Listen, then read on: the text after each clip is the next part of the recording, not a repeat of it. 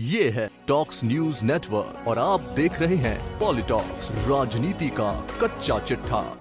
राजस्थान की 15वीं विधानसभा के अंतिम बजट सत्र में बीते रोज गुरुवार को राज्यपाल के अभिभाषण पर बहस के दौरान नेता प्रतिपक्ष गुलाब चंद कटारिया ने न केवल गहलोत सरकार की खामियों को गिनाया, बल्कि केंद्र की योजनाओं की प्रदेश की योजनाओं से तुलना करते हुए जमकर निशाना साधा है।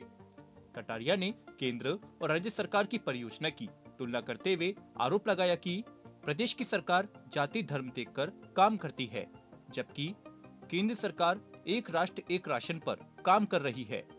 इस दौरान सीएम गहलोत की सबसे महत्वाकांक्षी योजना चिरंजीवी योजना पर कटाक्ष करते हुए गुलाब चंद कटारिया ने पूर्व मुख्यमंत्री वसुंधरा राजे और तत्कालीन लागू हुई भामाशाह योजना की जमकर तारीफ की और कहा कि जनता को मुफ्त इलाज देने का काम अगर देश के अंदर सबसे पहले किसी नेता ने किया तो वो है वसुंधरा राजे सिंधिया।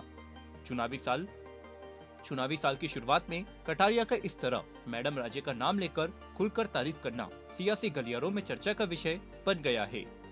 आपको बता दें, बहुचर्चित ईआरसीपी के मुद्दे पर जोरदार कटाक्ष करते हुए नेता प्रतिपक्ष गुलाब चंद कटारिया ने कहा कि जो नियमों में खामियां हैं उन्हें तो पूरा नहीं कर रहे और हर दिन केंद्र सरकार को दोष दे रहे हैं। राज्य सरकार ने ईआरसीपी को लेकर प्लान बनाया है। इसके तहत योजना को पूरा होने का समय वर्ष 2051 का दिया है। इस योजना के पूरे होते होते तो सदन में मौजूद आधे से ज्यादा सदस्य भगवान के पास चले जाएंगे। कटारिया ने कहा कि ये प्रिंटिंग मिस्टेक है या सही में 2051 तक योजना पूरी होगी, इसे चेक करने की जरूरत है। वहीं कांग्रेस के पिछले चुनावी घोषणा पत्र की याद दिलाते हुए गुलाब चंद कटारिया ने आरोप लगाया कि कांग्रेस ने सत्ता में आने से पहले कहा था कि किसानों की संपूर्ण कर्ज माफी करेगी, लेकिन कर्ज माफी नहीं हुई। किसान कांग्रेस के बयानों में आ गए, जिसकी वजह से 22,200 किसानों को बैंक से नोटिस मिला और 15,800 किसानों की जमीन कुर्क हुई। कटारिया ने कहा कि किसानों के बिजली माफी की बात कही गई थी, लेकिन पूर्व सरकार की योजना को बंद कर 3 साल बाद उसे नए सिरे से लागू कर दिया गया। कटारिया ने खाद की किल्लत को लेकर सवाल उठाते हुए कहा कि केंद्र से डिमांड नहीं की, जिसकी वजह से किसानों को खाद के लिए परेशान होना पड़ा।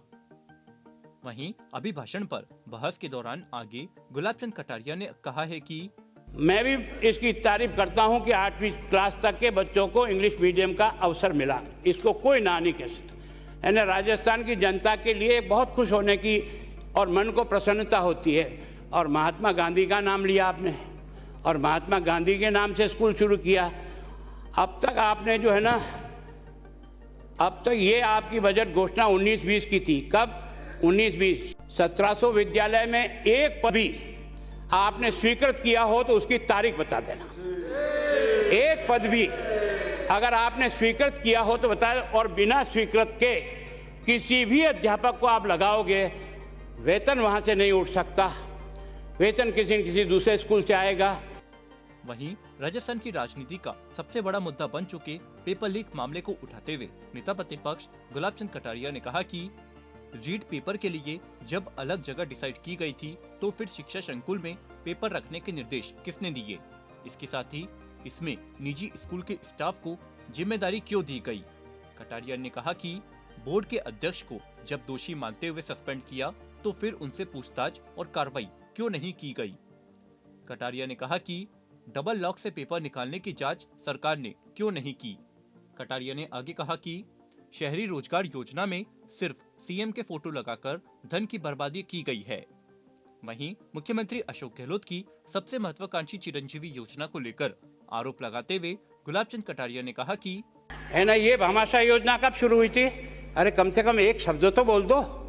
पहली बार हिंदुस्तान में अगर किसी ने गरीब को मुफ्त इलाज के लिए व्यवस्था की, उसका नाम है वसुंधरा राजे सिंधिया। हिंदुस्तान में कहीं भी शुरू नहीं हुई थी, कहीं भी शुरू नहीं हुई। और उन्होंने शुरू कब की थी आपने देखा होगा। अरे मैं भी बजा रहा हूं, क्या दिक्कत क्या है? अच्छा काम करे तो नहीं बजाना है क्या? सोगन खा लिए तो खा लो। वहीं प्रदेश की बिगड़ती कानून व्यवस्था पर सवाल उठाते हुए गुलाब चंद कटारिया ने कहा है कि 1 जनवरी 19 को हमारे यहाँ पॉक्सो एक्ट, जो छोटी बच्चियों के साथ जो दुर्घटना हुई, उसको पॉक्सो एक्ट के तहत तैयार करके मुकदमा दर्ज करते हैं। और मुकदमे दर्ज कितने हुए हैं?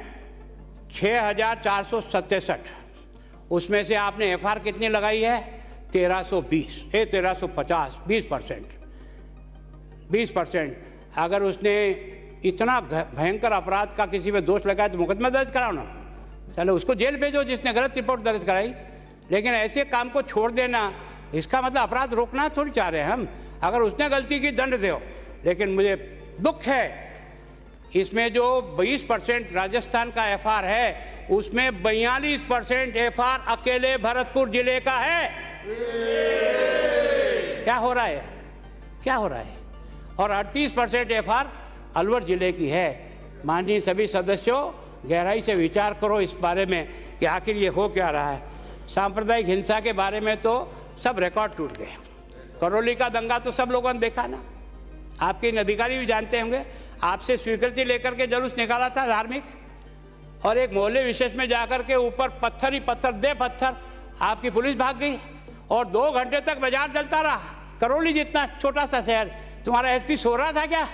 5 मिनट में फोर्स लेकर के पहुंच करके जलती हुई दुकानों को नहीं बचा सकता था क्या? 2 घंटे तक दुकानें जला दी।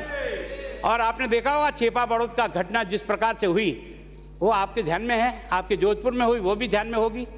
एक के बाद चित्तौड़ में हुई, बड़ी सादड़ी में हुई, उदयपुर में कन्हैयालाल की हत्या हुई पुलिस की सूचना के बाद।